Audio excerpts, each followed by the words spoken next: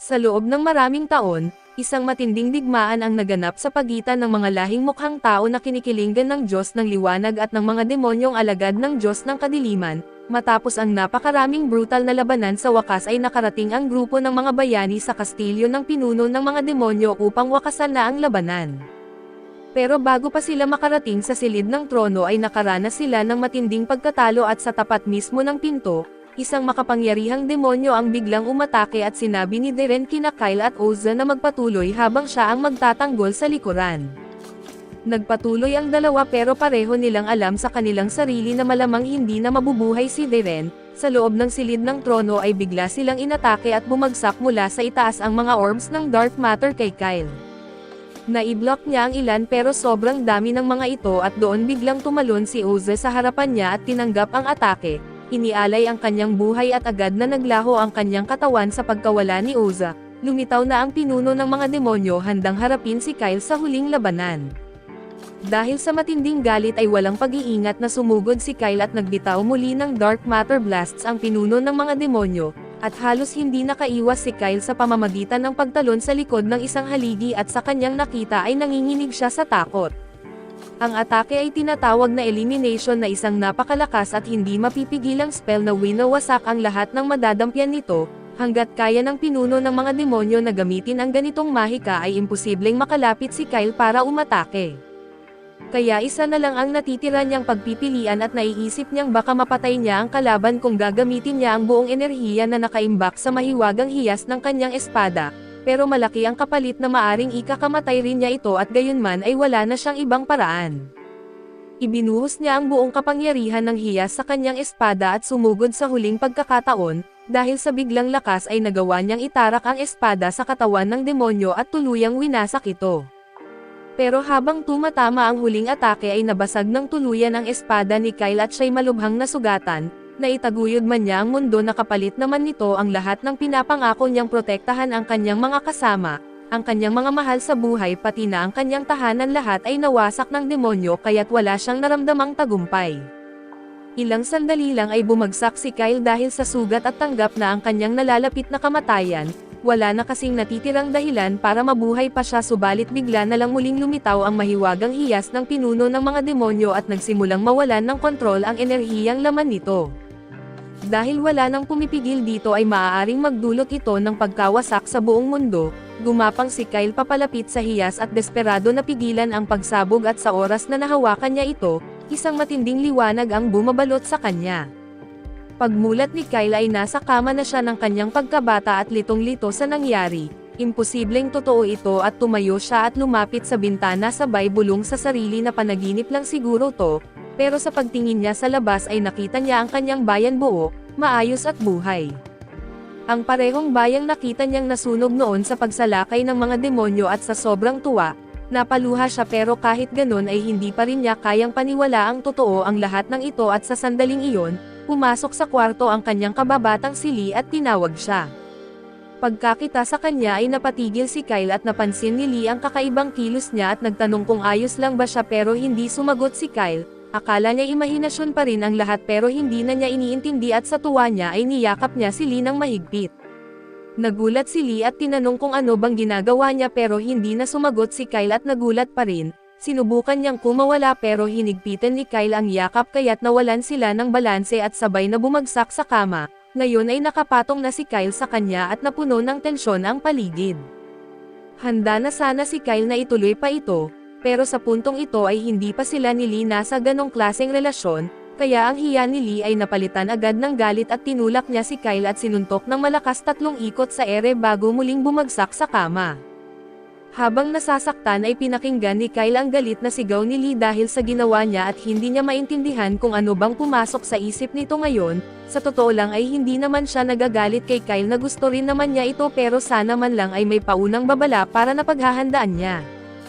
Umalis si Lee ng kwarto habang si Kyle ay naiwan at nag-iisip sa mga nangyari, at habang nakahiga, napansin niya ang isang mahalagang bagay at nararamdaman niya ang sakit ng suntok, at kung panaginip lang ito, imposible siyang makaramdam ng kirot. Ibig sabihin ay posibleng totoo ang lahat ng ito, at umupo si Kyle at inalis ang kumot, at laking gulat niya nang makita sa ilalim nito ang mahiwagang hiyas ng pinuno ng mga demonyo. kumpirmado na hindi ito panaginip at totoo ang lahat. Lumapit siya sa salamin para silipin ang sarili at doon niya napansin na mas bata na ang itsura niya kaysa dati. Bukod pa roon ay malinaw pa rin sa kanya ang matinding sugat na natamo niya sa huling labanan laban sa pinuno ng mga demonyo, pero ngayon na tila wala siyang kahit anong sugat, perpektong maayos ang kanyang katawan. Buong buo pa rin ang kanyang bayan at buhay sila sa pagsasama-sama ng lahat ay napagtanto ni Kyle na kung paanong nangyari ito. Malamang ay naibalik siya sa nakaraan at ang tanging ebidensyang meron siya ay ang hiyas ng pinuno ng demonyo. Alam niyang napakalakas ng kapangyarihan nito, pero kahit ganon ay imposibleng makagawa ito ng mahika na kayang ibalik ang oras kahit para sa isang tulad niya. Bigla na lang kumakalam ang tiyan ni Kyle na hindi pa pala siya kumakain, kaya't bumaba siya sa kusina para humanap ng pagkain. Pagpasok niya ay nagulat siya nang makitang may nakahain ng masaganang pagkain at agad niyang naisip na sila ang naghanda nito bago umalis. Naalala niya kung paano dati ay palagi itong dumadalaw para ipagluto siya, lalo na't sila ng kanyang ina ay madalas walang oras para magluto na labis siyang nagpasalamat sa kabutihan nila. Umupo siya at kumuha ng mangkok at tumikim ng pagkain at muntik siyang mapaiyak sa sarap. Matagal na mula nang huli siyang makakain ng ganito mula nang sumabak siya sa digmaan at noon, puro calorie rations lang ang kinakain niya sa gubat. Ilang minuto lang ay bumababa rin si Darren mula sa hagdan at nagugutom din, pero nang makita niya ang tambak ng basyong plato sa harapan ni Kyle at agad niyang naisip huli na siya, naubos na pati ang buong palayok ng nilaga. Habang nagrereklamo si Darren tungkol sa pagkaing nauubos ay napaisip si Kyle kung gaano kaimposible ang lahat ng ito. Ilang sandali lang ang nakalipas ay magkasama pa silang lumalaban-laban sa pinuno ng mga demonyo. Inalay pa ni Darren ang sarili para matapos ni Kyle ang kanilang misyon. Napansin ni Darren na nakatitig sa kanya si Kyle kaya't tinanong niya kung may problema.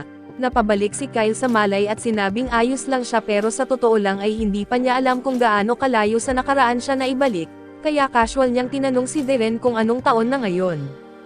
Medyo nagtaka si Darren sa tanong, pero sumagot rin na ngayon ay ika-24 ng Mayo taong 2823 at nanlaki ang mata ni Kyle sa sagot. Tinanong niya ulit para makasigurado at siniguro ni Darren na totoo ito at sa katunayan sa kaarawan ni Kyle ngayon. Kaya't sabi ni Darren na palalampasan na lang niya ang pagnanakaw ng pagkain, pero gutom pa rin siya, kaya pupunta raw siya sa bahay nila para makisalo, pero kilala niya sila, malamang kailangan pa niyang lumuhad at magmakaawa bago ito pumayag na magluto. Normal na lang ito kay Darren at pagdating sa pagkain ay wala siyang pride at samantala ay naiwan si Kyle sa kusina at malalim ang iniisip.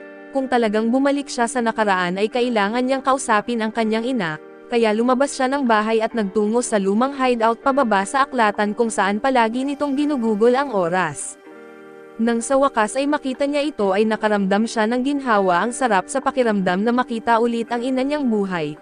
Pero habang masaya siya at hindi pa rin niya malimutan ang alaala ng marahas nitong pagkamatay sa hinaharap, nagulat ang ina niya sa pagdating niya dahil bihira siyang bumisita sa aklatan ng ganito kaaga. Pero binanggit ni Kyle na umaga na at malamang ay nagpuyat na naman ito sa pagbabasa. Humingi ng paumanhin ang kanyang ina dahil nawalan siya ng sense of time, pero hindi naman siya pinunta roon ni Kyle para pag-alitan. Ang sabi niya ay may gusto lang siyang itanong tungkol sa mahika at dahil isa ang ina niya sa iilang archmage sa kaharian, siya ang pinakamainam na tanungin at napangiti ang ina niya at sinabing ikinatuwa niyang may tanong si Kyle, kaya tinanong ni Kyle kung may mahika bang kayang ibalik ang isang tao sa nakaraan. Laking gulat niya nang sabihing oo na may ganoong klaseng spell at hindi makapaniwala si Kyle, hindi niya pa kailanman narinig ang tungkol sa ganitong uri ng mahika at nagpatuloy ang kanyang ina at ipinaliwanag na bagamat kinikilala ang pagkakaroon ng time magic, kakaunti lang ang talagang nakakaintindi nito. Kahit meron ngang ganoong spell at wala pang sino man ang nakagamit nito dahil ang casting ng spell na iyon ay nangangailangan ng hindi masukat na dami ng mahika na enerhiya lampas sa kaya ng kahit sino man. Kahit pa ang pinakamakapangyarihang mage sa kasaysayan ang sumubok gamit ang lahat ng lakas niya, ang kaya lang niyang ibalik ay 1 segundo. Tinanong ni Kyle kung posible kaya sa teorya na makabalik sa nakaraan ng ilang taon gamit ang isang mahiwagang bagay. Napahinto sandali ang kanyang ina at aminado siyang, sa teorya ay posible nga kung may mahiwagang bagay na kayang mag-imbak ng enerhiya sa mahabang panahon, maaaring makamit ang time travel. Pero ang problema ay aabutin ito ng higit 1,000 taon para makakalikom ng ganoong kalakas na enerhiya, kaya para sa kanya, hindi pa rin ito praktikal at sunod namang tinanong ni Kyle kung posible bang gamitin na lang ang ipinagbabawal na ritual, pero bigla siyang kinabahan nang makita ang pagkabigla ng kanyang ina na alam niya ang tungkol sa spell na iyon. Mabilis niyang sinabing nabasa lang niya ito sa isang libro at hindi niya kailanman balak gamitin. Medyo napanatag naman ang loob ng ina niya at ipinaliwanag ng ina niya na sobrang delikado ang ritual na iyon na isang spell na nagpapalit ng lakas ng buhay kapalit ng enerhiya. Kahit pa may desperado na gustong gamitin ito at hindi pa rin ito sapat para makapaggamit ng time magic, ayon sa kanya ay kakailanganin ng buhay ng kalahati ng buong populasyon ng mga humanoid sa kontinente para makalikha ng sapat na lakas para sa ganoong spell. Sa pagkakaalam niya ay wala pang sino man na may kakayahan o sobrang sama ng loob para gawin ang ganoong karumal-dumal na bagay bukod pa doon, wala ring kilalang bagay na kayang mag-imbak ng ganoong kalakas na enerhiya. Pero kung sakaling meron man ay siguradong nabanggit ito sa mga sinaunang tala kaya nagsimulang maghalongkat ng libro ang ina ni Kyle, at makalipas ang ilang sandali at nakita na niya ang hinahanap, ipinakita niya ito kay Kyle isang seksyon na nagsasalaysay tungkol sa alamat ng Divine Dragon's Heart. Ayon sa libro ang sinaunang kaharian ng kalungkutan ay umunlad ng libu-libong taon dahil sa napakalaking kapangyarihang nakatago sa loob ng hiyas na iyon, pero kalaunan ay naubos ang enerhiya ng hiyas at doon bumagsak ang kaharian. Naniniwala ang ina ni Kyle na kung may bagay man na kayang mag-imbak ng sapat na enerhiya para sa time travel, iyon ay walang iba kundi ang Dragon's Heart at ang problema nga lang, mahigit 1,000 taon na itong nawawala at malaki ang posibilidad na napunta na ito sa kamay ng mga demonyo. Habang binubuo ni Kyle ang koneksyon at lalong mas klaro na sa kanya ang katotohanan na ang hiyas na nakuha niya mula sa pinuno ng mga demonyo ay marahil ang Dragon's Heart, sinabi ng kanyang ina kung gaano siya kasaya na magkasama na uli silang dalawa. Aminado siyang nag-aalala na siya dahil pakiramdam niya ay iniiwasan siya ni Kyle at humingi ng paumanhin si Kyle, binanggit na hindi iyon ang intensyon niya at hindi naman galit ang kanyang ina, masaya lang siya na dumalaw si Kyle ngayon, napansin din niyang parang mas seryoso na si Kyle kaysa sa dati. Naalala rin niyang nabanggit ni Len na pupunta ito para magluto para sa kanila, kaya tinanong niya si Kyle kung gusto na ba nitong umakyat para kumain pero bago pa siya makaalis ay aminado si Kyle na nakain na niya ang lahat at sa isang iglap, nawala ang lambing ng ina niya. Ilang segundo lang ay bumalik ulit ang normal nitong tono at sinabing ayos lang dahil kaarawan naman ni Kyle ngayon, pero idinagdag niya na opisyal na wala na siyang regalo kay Kyle at napakahalaga ng naging pag-uusap nila, marami na ngayong alam si Kyle.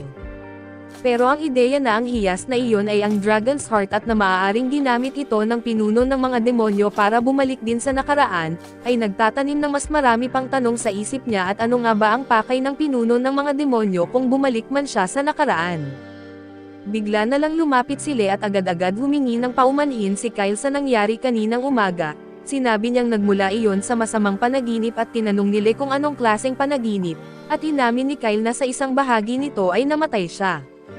Doon niya naintindihan kung bakit bigla na lang siyang niyakap ng mahigpit at ngumiti sila at binanggit na pinapatawad na niya si Kyle dahil hindi naman talaga kasalanan nito, pero ang ngiting iyon ay parang kutsilyong tumusok sa puso ni Kyle at alam niyang malapit na ang trahedya.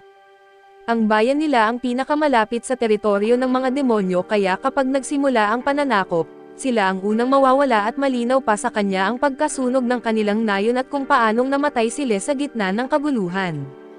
Iyon ang sandaling nangako siya sa sarili na bumawi sa pagkamatay nito pero ngayon heto sila na nabubuhay at ligtas na sa harap niya.